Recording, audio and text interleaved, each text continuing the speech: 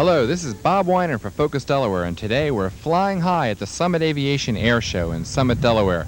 Today we're going to take you up in the air with us to see the world's fastest propeller airplane flying 500 miles per hour. We're going to meet Carol Lynne, the world's only female wing walker, and then we'll see her doing her precarious stunts on top of Old Smoky. You'll get a chance to see World War II fighters, a Zero from the movie Tora Tora Tora, acrobats, jets, skydivers, and lots more. So we hope you'll stay with us on this beautiful day in Summit, Delaware.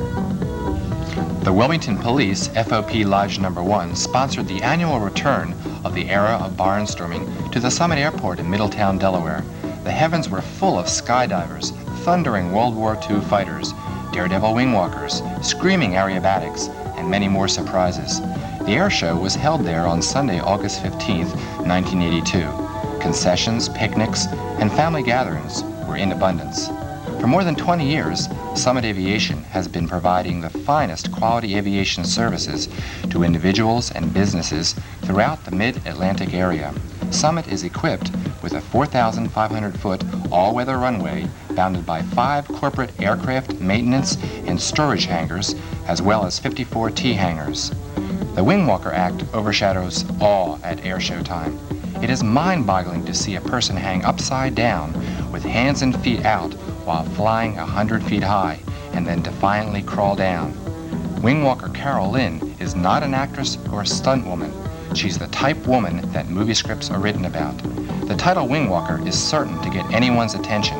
However, one who has the capacity of in-depth conversation gets a special treat with Carol. Let's meet Wayne Pierce and Carol Lynne, a husband and wife wing walking team. And Wayne, how did you get involved in this business of piloting a wing walking team? Well, I took it from a teenage fantasy and went down and found a professional that could help me learn how to fly the airplane low level safely, and told him my goal and went about it. What's the excitement of flying a wing walking plane as opposed to a commercial plane? I think the travel, meeting the different people, and seeing the entire countryside, not talking to the same tower operators, the same restaurants, as opposed to commercial flying. It's a nice lifestyle, a nice way to see America. How often do you do this?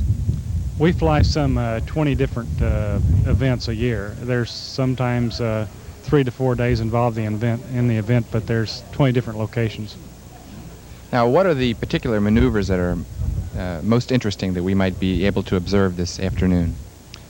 Well, I think the maneuvers are difficult for laymen to understand. Most of them were things that evolved in the barnstorming era. Everybody knows what a loop-the-loop is, and all of the stuff that came from the barnstorming times we still do. And now, since we've had the development of military flying and all the things that the military brought along, and the new combined with the old, some of them are recognizable and some of them are just something pretty to the layman. In 1965, Wayne left his airline job to seek a spot as a full-time performer in air shows. Being creative got Wayne well into the show business, and his ideas have been copied many times since. The imitation, of course, always flatters him. Just the one idea hasn't carried Wayne Pierce through the decade and a half. Each year, 1 or 2 more must be added. The most challenging part of the business is to make the ideas work. Carol, is this a dangerous thing you're doing? Well, it certainly has its ups and downs, and you must be, obviously it's not for everybody, and it's something that must be done with a great deal of care. How are you secured up there? Well, when I do the actual wing riding part of it and we go through the maneuvers, I have a belt around my midriff. When we go into the wing walk part of it, when I transfer myself from the top of the airplane down into the front cockpit and then take my walk on out, I'm on my own at that point. Have you ever had any close calls? My closest incidences have been in training. Anytime that we've tried to integrate perhaps a new piece to the routine, since it's an unknown factor, we get out there and try it as trial and error. And a couple of times, yes, I've had some interesting times.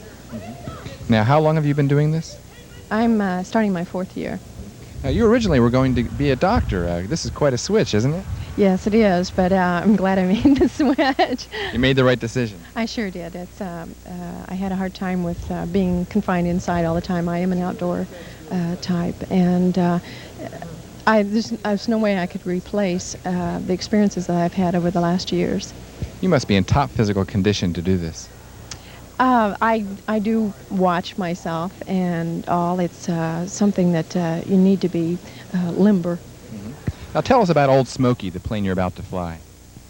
Well, I've been a part of the airplane for 14 years. It was just almost the way it was from World War II training days, and I took it and stripped it all down and went through the airplane thoroughly, and it's been an airshow airplane since the late 1960s. It got its name from the smoke system, which is very definite smoke tracer to it shows the maneuvers very distinctly, and so the smoke pattern through the maneuvers is why it gets its nickname. And what kind of plane is this?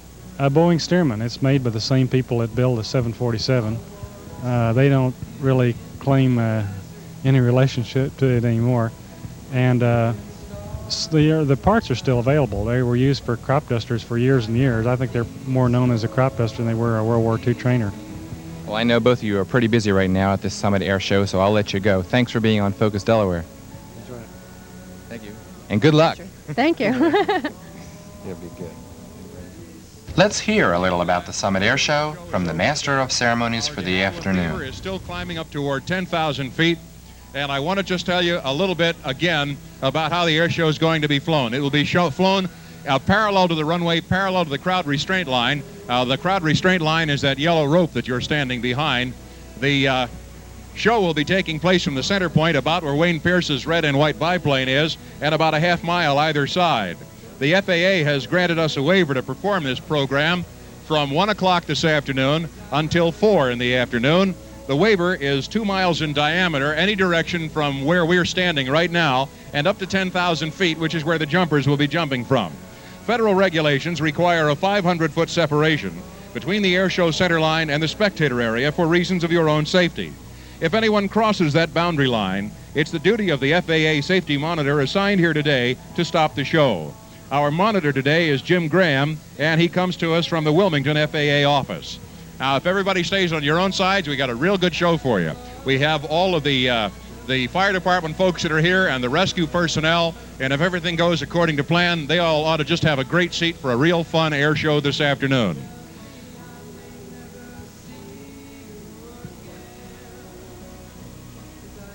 Let's just watch overhead now as the de Havilland Beaver is approaching the jump area. Now, they have dropped a WDI, a wind drift indicator.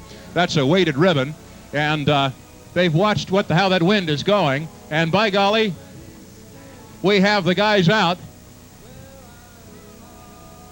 We have our first man out. There's our second man is out. They're not going to climb to 10,000 feet for the initial jump. They're actually going to stay down. It looked like they jumped out at about 4,000 feet, but we have 2 men away. And you can see as they are going to be spiraling their way down, the skydivers are from United Parachute Club in New Hanover, Pennsylvania. The pilot in the de Havilland Beaver is Steve Roberts, who will also be flying one of the T6s later this afternoon. The 6 jumpers that will be put out, and we've only put 2 of them out on this first run, are Larry Schwenk, Jim Place, Mike Mitnick, Squirrel, oh boy, Balsavage, Liz Frizone, who, by the way, Liz, we have a woman jumper today, and, of course, the aforementioned Jim O'Brien from WPVI, from Channel 6 in Philadelphia.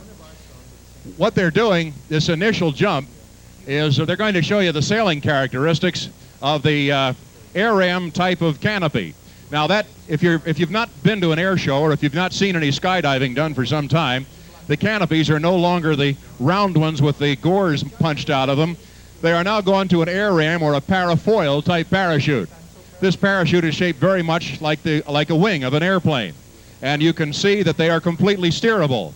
They have an inherent forward speed of about 22 miles an hour, which means they can actually be sailed across the countryside. The direction is regulated by pulling down on the lines to the left and to the right, And what that does is it actually warps the shape of the parachute. It warps the shape of the canopy and spills some liftoff, which means that the canopy can then be turned to the right or to the left and steered to a very precise landing spot. They land the canopies very much the same way as we land an airplane, by flying a traffic pattern, downwind, a right turn across the wind, and then landing into the wind. And you'll see him pull down very hard on the lines on both sides, reaching up for the risers. He'll pull down on the lines approaching the ground, and there's a beautiful stand-up landing. We got one on the deck. They've got helmets on and earplugs, and they may not be able to hear you until they've got the helmets off. So why don't we hold the applause until we've got two on the deck, and we will continue to watch for the Beaver and see if we're going to get a second pass. Once again, the parachute is sailing slightly downwind right now, across the wind, turning away. And you watch him as he's concentrating on the landing area, approaching the landing area, pulling down hard on the lines. On the risers on both sides, you see the tail end of the chute tuck under, and there is our second man down. After this short break, we'll be back to speak to newscaster and parachutist Jim O'Brien. No, this is not Channel 6 News, and this is not the weather. Jim O'Brien is here today, instead, as a civilian, doing some parachute jumping at the Summit Airport show. Hey, what am I doing on this TV camera? Can you explain that to me? I don't know. You said you didn't want to work down here today, but here you are. Because of my wonderful attitude toward life. Jim, you just took a jump. How are the conditions up there? Well, they're no better ever than they are today. It's beautifully clear, no clouds, no wind, no nothing. Just have fun. Little gentle breeze, that's good. How long you been doing parachuting, Jim? 4 years as of the 12th of this month, August. What's the excitement for you? I don't think it's excitement as much as it is just satisfaction of being in an activity that's demanding of you in a lot of different ways. It takes an extreme amount of concentration to do it properly, and the kind of jump that I just did was just a solo jump where essentially you're just leaving the aircraft at a chosen spot and remaining stable and opening your main parachute, then coming down to earth. But normally we jump with friends and join together in the air to do what we call relative work, and that has probably as its high point the camaraderie that you have among yourselves when you're indulging in that kind of an activity, because it's very as I said, demanding. There's a certain amount of adrenaline flow there, and just that whole welding together of a lot of different people with a lot of different backgrounds into one activity like this is very gratifying. I enjoy it very much. What are the mechanics of parachuting that one has to be mindful of when they're up in the air? The first requisite in the sport is to have confidence in your equipment, and the kind of equipment that we use is state-of-the-art rectangular or square parachutes, as we call them, which give you a certain amount of forward speed and a tremendous amount of maneuverability. They're not the kind of parachutes that most people are used to seeing in old war movies, where guys essentially are trying to just get from the airplane to the earth with a certain amount of equipment. This is done to have fun. So it's a high-performance piece of material, and a tremendous amount of research goes into the development of these canopies, and that's the first place. You just have to have confidence in your equipment. And then after that, the training, of course, that you get initially is also important. You have to have confidence in your instructor from the very beginning. Then once you get past those initial stages, then it's only limited by your imagination. If you want to jump with 60 guys, you go get a couple of planes and jump with 60 guys. You want to jump with 4, you jump with 4. You want to jump alone, you jump alone.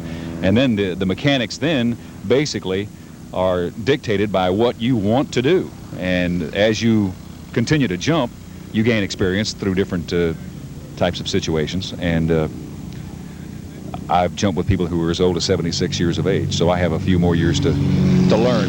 Is there a danger element, and have you ever had any close calls? Not as dangerous as what you went through driving that truck over here today. That's the most dangerous thing you can do. The thing that most people get all wrapped up in when they talk about parachuting is the fact that nobody wants to jump off a high place. Most people don't think in terms of that being something that the human animal is going to enjoy. And when you first start doing it, you don't exactly enjoy it. You sort of force yourself to do it. But you want to do it, and you know there's a tremendous possibility for fun and camaraderie, as I mentioned a while ago. And so you go ahead and sort of make yourself do it in the initial stages. But as time goes by, all the danger and all that really fades totally into the background. You're trained for what to do in every kind of emergency. You're jumping with people that you know. You're using the best kind of equipment there is. And if something happens that puts you in an extremely dangerous situation, you're supposed to be able to handle it. If you can't and you wind up getting hurt, then it's like if all of a sudden you get into a traffic situation where you can't control it and somebody comes slamming into you, you couldn't do anything about it, and that's exactly the way it is here. We're trained to deal with emergency situations, and we do it, and the consequences take care of themselves. Have you ever had any emergency situations or close calls? Oh, I think everybody has a certain number of them. Some of them you don't even know. You look back and say, oh my God, that was close. I mean, I didn't realize that this was happening, that was happening. All of a sudden I was in a kind of a tricky situation. But no, I haven't been in anything that was extreme. I've had to use emergency procedures, which I've practiced and which I knew, and I did it, and it came out fine. Is there anything about parachuting that you haven't done yet but you'd like to achieve? The larger loads, when you go up with large groups of people, I've been in 20 some odd person formations. The larger loads are more demanding. You go to a higher altitude, give yourself as much time as you can. The break-off procedures, once you've finished your relative work and you have to break away to open your parachute, that's a much more demanding element of the sport when you're dealing with a lot more people in the air. So I'm looking forward to doing some large relative work, but the time will present itself. I mean, it's not something you say, I'm going to do that on November the 15th. In other words, that'll come, and when it does, I'll be at the right place where all of a sudden this group of people gets together and a couple of planes are there, and we'll do it. And I'm looking forward to doing that. What will you be doing at today's Summit Airport show? The United Parachute Club, which is based in New Hanover, Pennsylvania, in Montgomery County, is where I learned to jump, and that's where the folks that I jump with, for the most part, practice their art. Outstanding group of individuals, each of them personally, excellent skydivers, and they are contacted by shows in various localities such as this regularly. We do 2 or 3 of these weekends sometimes. Did a couple of them yesterday, did 2 or 3 the week before that, and we're asked to come and do what we call demo jumps or demonstration jumps. And so today at an air show like this, we have some excellent jump aircraft to use. Big doors, easy to get out of and all that. And so in a little while, I think there are going to be like 6 or 8 of us in a team that'll jump out and do various formations in the air and then land as I did. Well, what does your meteorological background piggyback nicely with your skydiving? Well, of course, I don't have any meteorological background. I essentially... Your self-taught background. Well, I tell you what other people tell me. We subscribe to a scientific service, and I just put it in the vernacular every night in the weather role that I play. I will say that in flying and jumping, both, you're extremely conscious of the weather all the time because it dictates what you can do and what you can't do. And I will say that the fact that I was already conscious of the weather makes it perhaps a little bit more advantageous to me to be able to look on the horizon and see a certain kind of clouds coming and say, you know, in about 15 to 20 minutes we may have a problem here. And when I say that, I'm saying it to me, you know, and then you're sort of alert to it, and when you're flying, that can be critical. And jumping, of course, if we see something building up, we won't even get off the ground. You don't want to jump in a thunderstorm or in a wind shear situation, which everybody's hearing so much about these days. So it does come in handy, but anybody that's been jumping or flying for any amount of time feels exactly the same way. They watch the skies. You seem to enjoy your newscasting. Do you find this to be a nice break, a nice change of pace from the work that you do? Well, the change of pace would be if you could get completely away from it, but I can't, and I'm not saying anything about this. I mean, I enjoy doing this, and if it's meaningful to you, then fine, but it would be very nice to go someplace and not have people pointing at you and looking at you and staring at you and expecting you to do things that I'm not down here to do. I'm not down here to make a personal appearance. I'm down here to enjoy myself, and sometimes it's difficult to have people understand that because they're demanding of you and they're yanking you around and wanting you to pose for pictures and what have you. And it'd be nicer if they just realized that I'm here on my day off, and if they want to take some pictures, fine, but don't try to push me around. I don't like that very much. Well, Jim, you do a real nice job. You're real popular in the Delaware Valley and in Delaware. Do you ever get much of a chance to get down to Delaware? I'm down here all the time. Yeah, I've been to this airport several times. I spoke to the Middletown high school graduation, not this past June, but the June before, June of '81, I guess it was. And I landed here, matter of fact, and then was met and driven down into town. And I used to jump down in Georgetown and fly over here all the time on the way down to parts of the Chesapeake.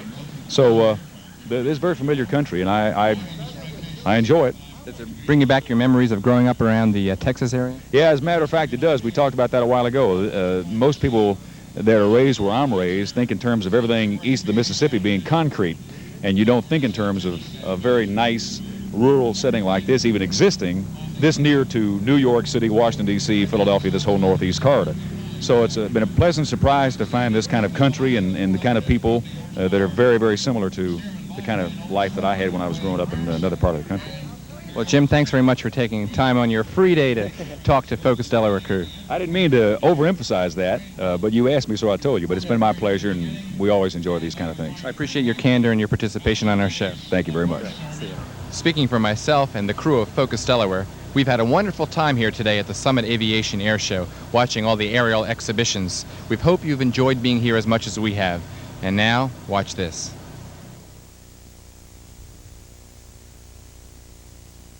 Well, we're going ahead from those August sunny days when we visited the Summit Airshow, and here we are